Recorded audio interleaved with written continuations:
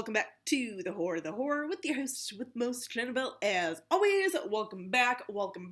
So we are talking about a movie today that I just saw last night on Amazon Prime. Yes, Amazon Prime.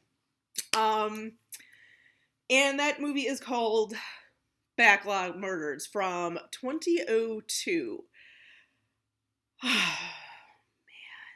Let me at least kind of run through some of the cast here. We have the late, great Corey Haim. We have Charles Fleischer. We have Priscilla Barnes. And we have the always entertaining Ken Sagos. And, that's about as positive as it gets for this movie. Let me tell you. This movie, okay, so, well, first of all, let's also go through the synopsis. Let's go through the synopsis real quick. So basically, the bassist / kind of singer-songwriter of this band, undiscovered band, about to, almost on the verge of making it in the business, breaking into the business, is fired after one night while they were at a bar, and the bassist who was fired, here's the reason why he got fired, because he went ahead, he lost his temper, literally hit a bottle over this, 6-year-old woman, who is the owner of the bar's head, and he's, still going off and everything, just, whatever. Band pulls him aside, they're like, you know what, we're done, you're gone, you're out of the band. Fast forward 6 months later, where the band is shooting a video for their first song and everything. So, yeah, fun stuff, man. They're finally breaking through and everything. But of course, murders start happening. And of course, all these people are the dumbest ass people that they don't realize that the band and the band's girlfriends are dying until towards the end. Yeah, that's how fucking stupid these people are in this fucking movie. Sorry, Corey Haim. Sorry, Ken Sago. Sorry, Charles Fleischer. You guys are fucking dumb in this movie. I'm just saying, your characters are fucking dumb, dude. There's not even a smart one in the bunch. I'm just saying. Here's the thing about this movie. Because like I said, it's... Oh my god, there's almost nothing redeemable about this. Almost. But here's the thing. They have, throughout this movie, sprinklings of things, sort of little homages, little, sort of things throughout this movie, almost sort of Scream, because this obviously was post-Scream. This was after, a couple of years after the third Scream and everything. And, so of course, a lot of movies at that time were still very much had that sort of Scream-esque touch to it and everything. You definitely see it in this movie, but this movie just really does not execute it at all. There's certain things in this movie, such as there's a kill that is pretty much, I don't even want to say reminiscent, I'm going to say direct ripoff of the death from... Friday Night on Elm Street is what I'm trying to say, I guess. Friday the 13th Part 2 / Twitch of the Death Nerve, that kill with the spear through the two lovers who are doing it.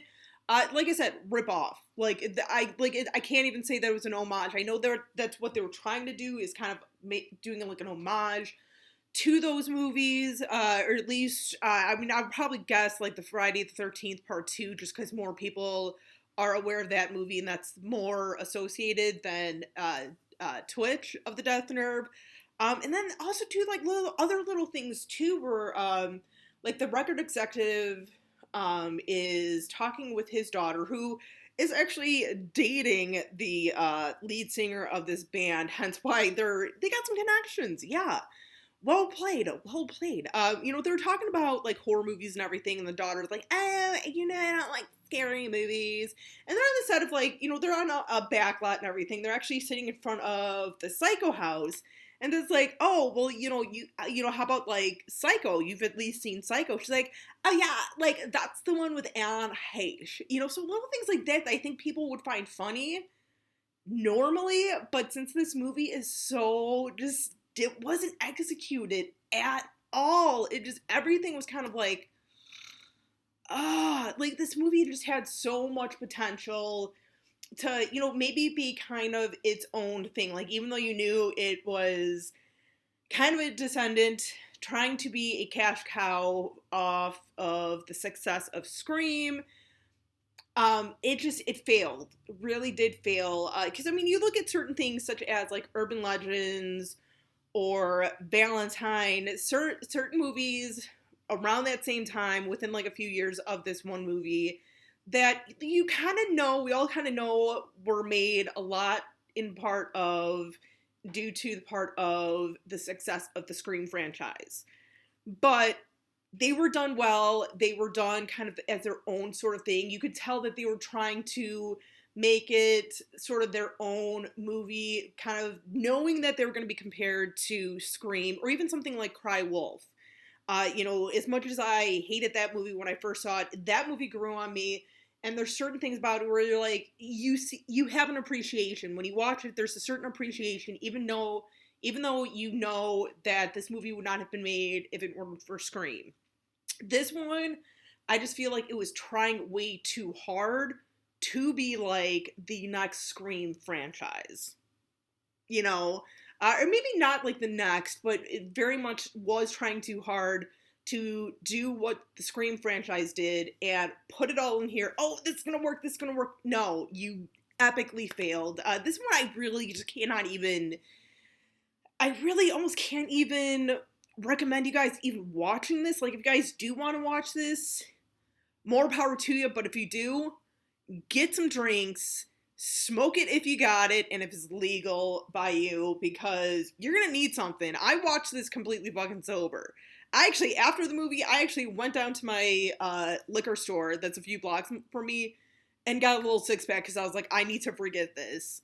So, I'm just saying. But no, like I said, I mean, it had so many opportunities to have the potential to be kind of one of those movies, such as Cry Wolf or Urban Legends, or any one of those movies that really had something to it, had a little meat. This one definitely was a dud. So, but if any of you have actually by chance seen this movie, let me know in the comments what you thought of this.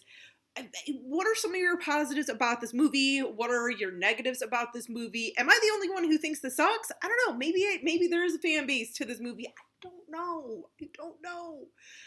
But yeah, let me know, you guys, in the comments. Till next time, as always, stay creepy, classy, and a little bit sassy.